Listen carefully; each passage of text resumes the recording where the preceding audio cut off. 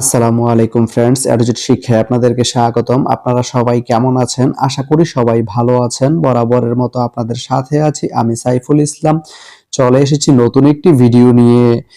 আজকে আমরা জানবো আপনি ফেনী থেকে আমিরগঞ্জ যেতে কোন কোন ট্রেন রয়েছে, সেই ট্রেনগুলা ছাড়ার নতুন সময়সূচি, বন্ধের দিন এবং গিয়ে পৌঁছতে কতক্ষণ সময় লাগবে বিস্তারিত। আমি যদি আপনাদেরকে ট্রেনের সময়সূচিগুলা বলে দেই, আপনি ফেনী থেকে আমিরগঞ্জ যেতে শুধুমাত্র একটি ট্রেন রয়েছে, সেটি হচ্ছে কর্ণফুলী। কর্ণফুলী ট্রেনটি ফেনী থেকে ছাড়বে সকাল 11টা 31 মিনিটে এবং এটি আমিরগঞ্জ গিয়ে পৌঁছবে বিকেল 4টা 26 মিনিটে। এই ট্রেনটির কোনো অফ ডে নেই। তো আপনি ফেনী থেকে আমিরগঞ্জ যেতে এই কর্ণফুলী ট্রেনটি ব্যবহার করতে পারেন। তো ভিডিওটি কেমন লাগলো অবশ্যই কমেন্ট করে জানাবেন।